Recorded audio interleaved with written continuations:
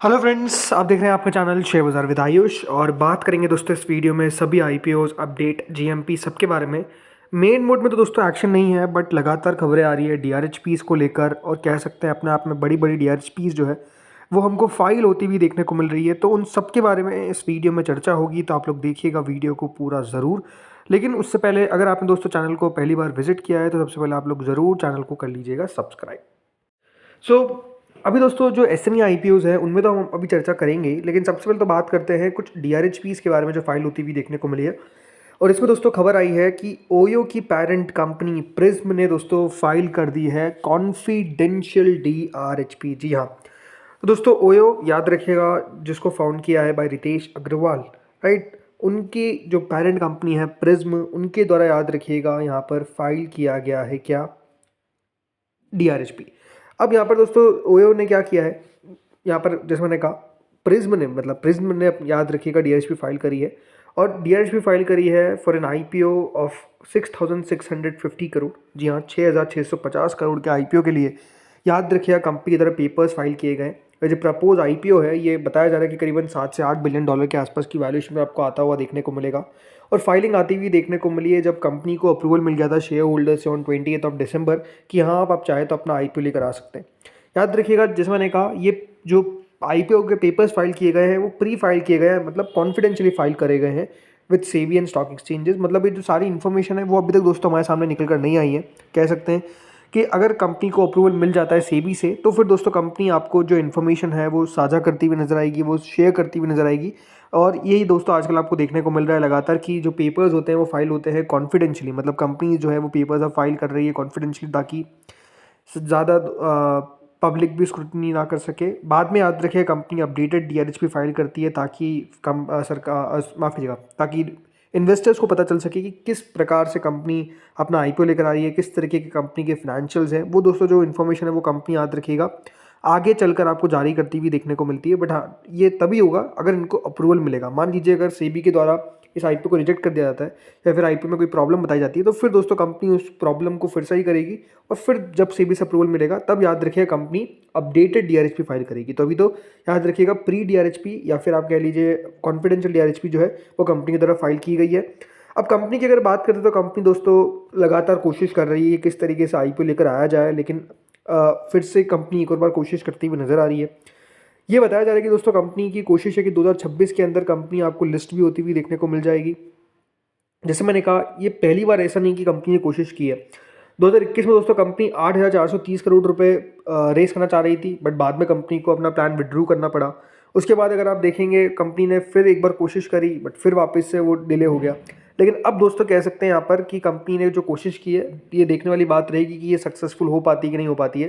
Company के अगर numbers की बात करते हैं तो कंपनी अभी बढ़िया परफॉर्मेंस करती हुई नजर आ रही है। कंपनी ने लगभग 200 करोड़ के आसपास का मुनाफा रिपोर्ट किया है, और वहीं जो कंपनी का रेवेन्यू है वो 7,227 करोड़ के आसपास आपको देखने को मिला है। तो कंपनी की प्रॉफिटेबिलिटी जो है वो क्लियरली अभी हमको देखने को मिल रही है। अब देखते हैं आगे किस प्रकार से कर पाता है।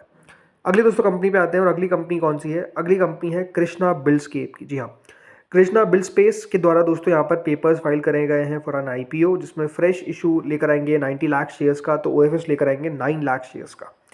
दोस्तों कृष्णा बिल्ड स्पेस एक कंस्ट्रक्शन कंपनी है जिनके द्वारा पेपर्स फाइल किए गए हैं विद सीबी। और ये जो जैसे मैंने कहा आईपीओ जो है वो 90 लाख शेयर्स तो फ्रेश इशू के तहत कंपनी लेकर आएगी, तो 9 लाख शेयर याद रखिएगा ओएफएस के तहत कंपनी अपना आईपीओ लेकर आएगी।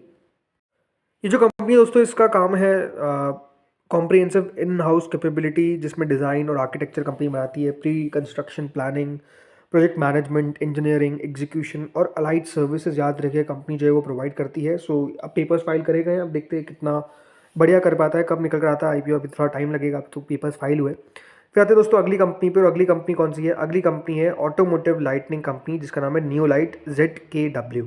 तो दोस्तों नियोलाइट ZKW लाइटिंग्स के द्वारा भी पेपर्स फाइल किए गए हैं फॉर 600 करोड़ आईपीओ। सो ये दोस्तों कंपनी जो है वो ऑटोमोटिव लाइटिंग प्रोडक्ट्स और कंपोनेंट्स बनाती है। नियोलाइट ZKW लाइटनिंग जो है पेपर्स फाइल कर रहे हैं 600 करोड़ के आईपीओ के लिए। कंपनी अगर बात करते हैं तो ये 400 करोड़ के आसपास का फ्रेश इशू लेकर आएंगे, तो 200 करोड़ के आसपास का ओएफएस आपको लाते हुए देखने को मिलेंगे। कंपनी के जो प्रमोटर्स है Rajesh Jain, new craft global private limited और ZKW ग्रुप, ये याद रखिएगा अपने शेयर्स बेचते हुए नजर आएंगे।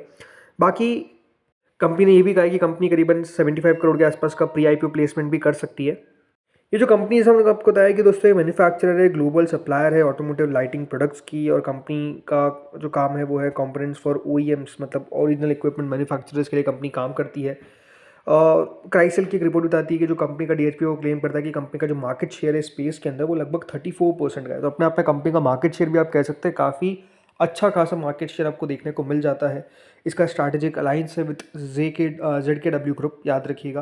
ये आपको बताया जो एक सब्सिडरी है, याद रखिएगा LG इलेक्ट्रॉनिक्स की। तो LG इलेक्ट्रॉनिक्स की याद रखिएगा सब्सिडरी है ZKW ग्रुप GmbH, जो जैसे मैंने कहा एक सब्सिडरी बन गई थी LG इलेक्ट्रॉनिक्स की। तो डेफिनेटली LG से भी इसका कनेक्शन है। सो अब देखते हैं आईपीओ कितना बड़ा कर पाता है। जैसे मैंने कहा इनके द्वारा पेपर्स फाइल किए गए हैं।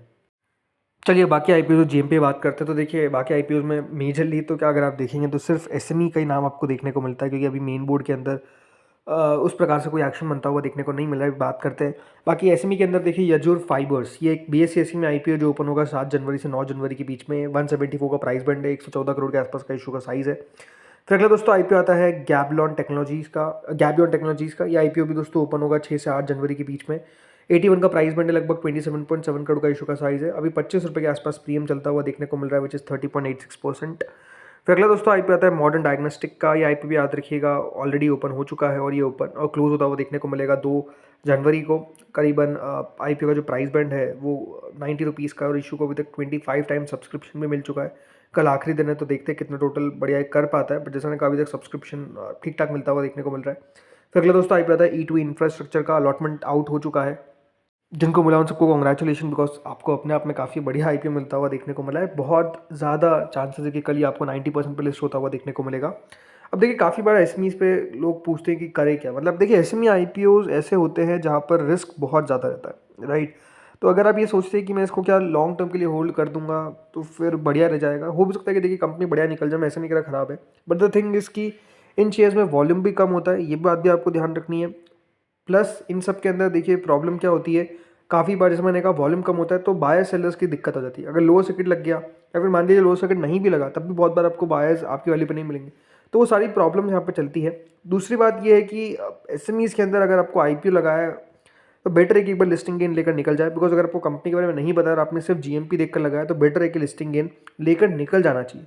तो उन सब बातों को हमेशा दोस्तों आप ध्यान रखिए, जो मुझे लगता है कि बेहतर रहता है। बाकी दोस्तों एसएमईज में अगर आप देखेंगे तो सबकी लिस्टिंग आपको देखने को मिल चुकी है। अब मेन बोर्ड कब आईपीओ आएंगे, तो देखिए मेन बोर्ड में आईपीओ तो हमको आते हुए देखने को मिलेंगे। ऐसा नहीं कि इस महीने एक भी आईपीओ नहीं आने वाला है।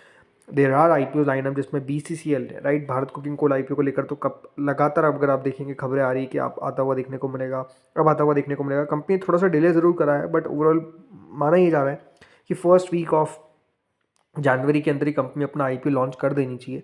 अब ज़रूर आप कह सकते हैं कि जनवरी तो स्टार्ट हो चुका है, बट आईपीओ का अभी तक अपडेट नहीं आया है। बट आई थिंक जल्द हमको आईपीओ आता हुआ देखने को मिलेगा। इसके अलावा फैक्ट एनालिटिक्स का आईपीओ अगर आप देखेंगे आता हुआ देखने को मिलने वाला है। तो देयर आर आईपीओज जो बढ़िया करते हुए नजर आएंगे, जो बड़े आईपीओज है जो हमको आते हुए देखने को मिलेंगे। जस्ट वेट एंड वॉच, थोड़ा सा टाइम दीजिए, पर आईपीओज आपको ज़रूर अच्छे खासे आते हुए देखने को मिलेंगे। बाकी आप लोग चैनल के साथ जुड़े रहिए, जैसे जो जो इन्फॉर्मेशन आपको आती रहेगी वो आपके साथ मैं शेयर करता रहूँगा। तो इस वीडियो में तो इतना ही था। होपफुली आपको वीडियो बढ़िया लगा होगा, अगर अच्छा लगा तो लाइक कर देना, चैनल से पहली बार जुड़े सब्सक्राइब कर देना। Thank you friends for watching this video.